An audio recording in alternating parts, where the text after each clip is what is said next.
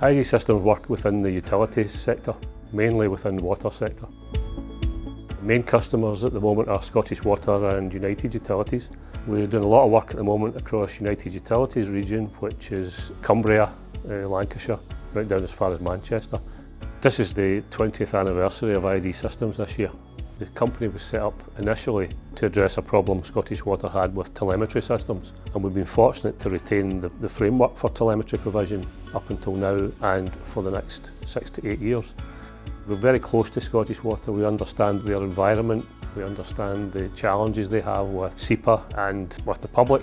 So we've secured frameworks for the next 6 years, which gives us the basis to grow the business, to grow the people, to grow the offering. We're now looking at what the strategy is. What do we need to do to take the company to the next level? That's going to be a challenge for the next 2 years, where we're going and studying new markets, new offerings, new technologies, new ways of doing things. So we're looking at all these different aspects. We will crystallise a plan over the next 2 years and then put that into place to try and safeguard the future of the business beyond these frameworks. The reputation of a business is hard won, easily lost. So the growth over the next few years with these frameworks is something that we have to make sure we manage properly so that we retain that reputation. We were acquired in October 2000 by M Group Services. So M Group are a massive UK-wide company and now have over 9,000 employees. When they came to buy ID Systems, it was a no-brainer for us. We had reached the point where we were winning frameworks, we could see the opportunity, but we were an SME, we needed investment to grow, and the opportunities were there.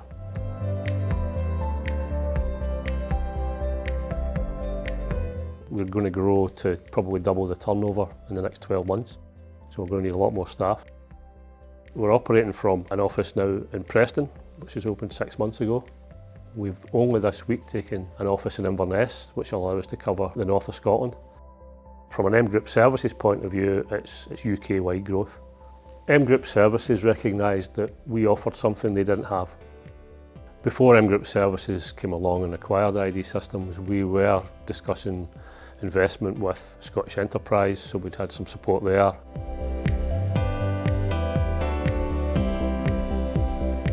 The support from M Group Services has allowed us to invest in new premises, to invest in the training centre, and to start that recruitment within this small training academy type setup is going to hopefully take us to where we need to be. It will develop the staff so that we can deliver quicker and keep that level of service to our clients. We focus on quality via training and transparency, and that starts from the apprentices.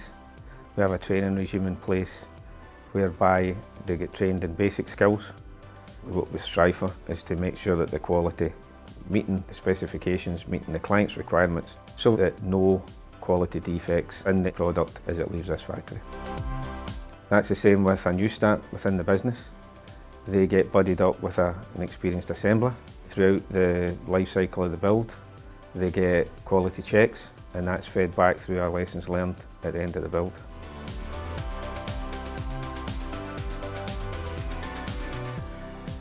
The investment decision for us was relatively easy. We've seen real growth opportunity. So if you can see that opportunity for your business, I would recommend you that you go for it.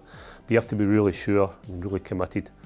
We tried a couple of times in the past to grow the business and probably weren't really ready for it. But with the acquisition, it's really put us in a strong position to grow and to invest. And when you're making these investment decisions, have one eye on the future. Don't just look at it in very short term.